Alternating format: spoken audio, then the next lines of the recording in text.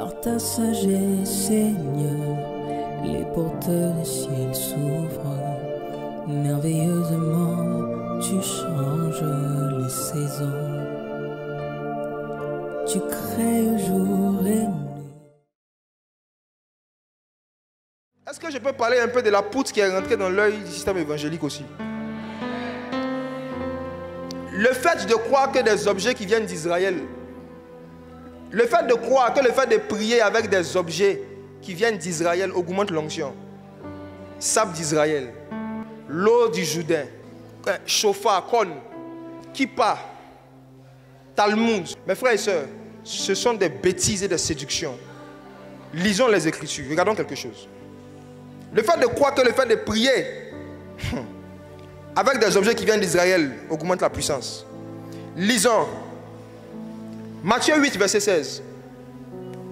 On va voir un peu la poutre qui est dans notre œil. Matthieu 8, le verset 16, mon frère. Matthieu 8, le verset 16. Le soir, on amena auprès de Jésus plusieurs démoniaques. Il chassa les esprits par sa parole et il guérit tous les malades. Jésus chassait les esprits par quoi? Par sa parole. Il chassait les esprits par quoi? Qui a déjà vu un verset où c'est mis que Jésus chassait les esprits par son sel venu d'Israël?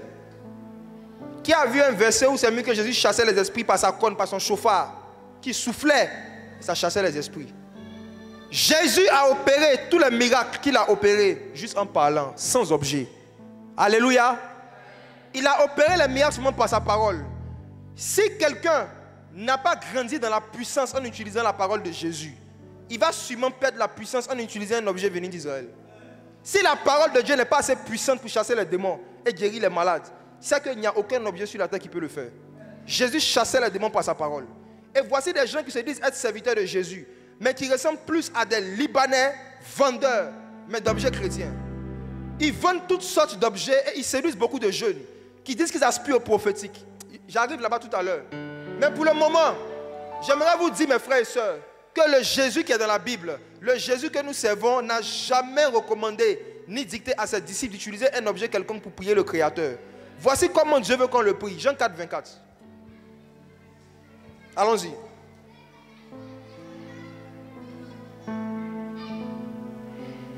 Jean 4, 24. Jean 4, 24. Dieu est esprit. Et il faut que ceux qui l'adorent en esprit et en vérité. Amen. Dieu est esprit. Il faut que ceux qui l'adorent sans objet, en esprit. Alléluia. Voici l'enseignement de Jésus simple. Montrez-moi maintenant dans la parole, vous les adeptes des cônes, des toges, des kippas, des sels et de quoi encore, je ne sais pas, un peu de mue de lamentation, toutes sortes de marchandises. Aujourd'hui, beaucoup d'églises ressemblent à des supermarchés géants. Montrez-moi dans la parole de Dieu où est-ce que Jésus a dit que pour adorer le Père, pour qu'on soit exaucé vite, il y a certains objets spécifiques, voire mystiques, qu'il faut introduire dans la prière. C'est une séduction. Si tu m'écoutes que tu es dans ça, qu'on t'a vendu du sel, du sable, un objet où on a dit que ça, quand tu pries comme ça, Dieu agit vite. Il faut jeter ça. Jette ça. Ça va t'éloigner de la vraie puissance. Ça va t'éloigner de la puissance de Jésus. Il y a quelqu'un ici qui est en train de m'écouter. On peut commencer? Il y a quelqu'un qui m'écoute. Tu étais allé dans une église où il y avait une action prophétique qui était en train d'être faite et on vous avait demandé de venir avec du sable, un peu de sable, qui est dans la zone où vous étiez, pour faire des prières. C'est qui? Je ne veux pas que tu aies honte. Maman, viens s'il te plaît. Merci de la fille à l'Édakas.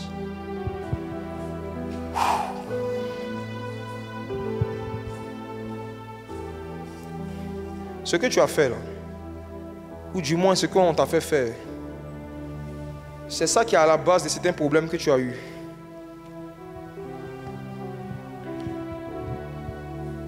Celui qui avait demandé de faire ça était rentré en relation avec un prophète qu'il appelait son père spirituel. Et très souvent, quand il parlait dans ses prédications, il vous disait que c'est le Dieu de son père. Parle-moi dans le micro. Nous sommes allés dans une église évangélique.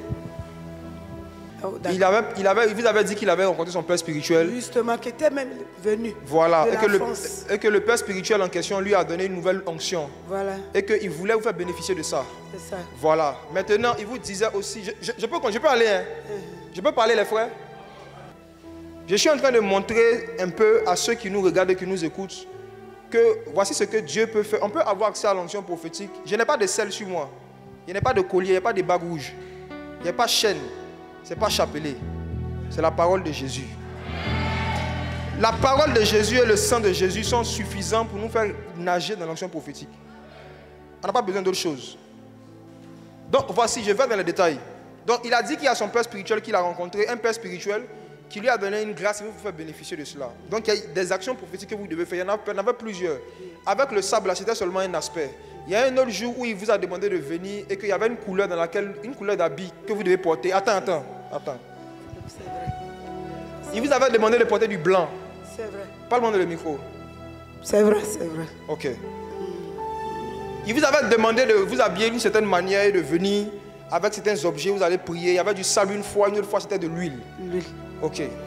Voici les va. Ok. J'aime l'onction prophétique.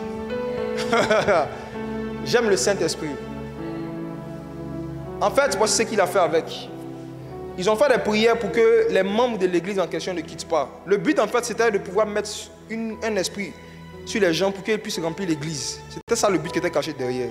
Et c'est une église où les gens ont du mal à quitter. Même quand ils voient qu'il y a des choses qui les dérangent, c'est difficile pour les gens de partir. Je vois une vieille femme qui est dans cette église en question. Elle avait des difficultés même financières.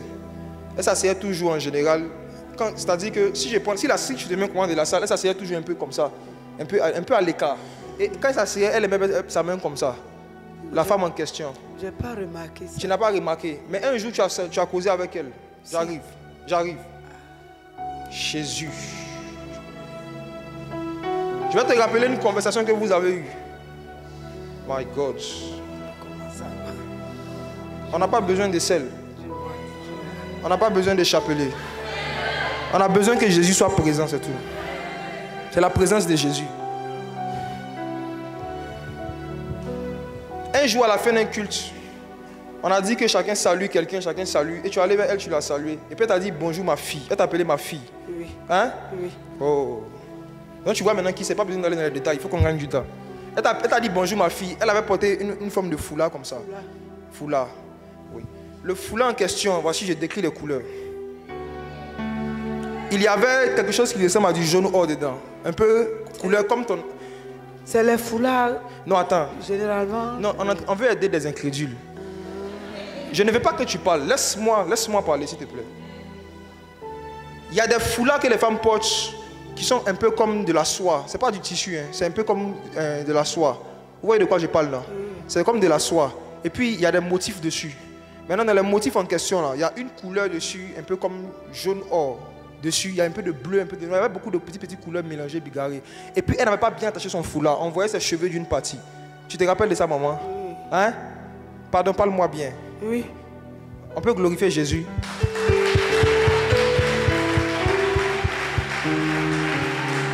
La dame en question, à plusieurs reprises, elle voulait quitter l'endroit parce qu'elle avait demandé une aide financière. Ça, c'est quelque chose maintenant d'information que je te donne. Elle voulait qu'on la soutienne financièrement. Elle avait des difficultés financières. On la faisait toujours tourner. Mais c'est comme si quelque chose la maintenait dans l'église. Voici pourquoi elle était souvent triste. Voici pourquoi souvent elle était assise dans son coin comme ça. Tu vois, ce n'est qu'un détail. Mais voici, le sortilège en question n'a pas eu effet sur toi. Ça n'a pas marché sur toi. Arrivé un moment, il y a quelque chose qui s'est passé et dans ton cœur, Dieu t'a parlé. Il y a une conviction qu'il ne faut plus partir là-bas. Il y a des choses que tu as commencé à voir et puis dans ton cœur, tu n'étais plus à l'aise. Il y a quelque chose qui te dit de quitter là-bas. Oui. Et que même s'il faut prier à la maison, c'est mieux. Prier à la maison ne va plus. Oui, ça c'est vrai. Et quand il ne te voyait plus, il t'a appelé une fois. Plusieurs fois même. Attends, j'arrive.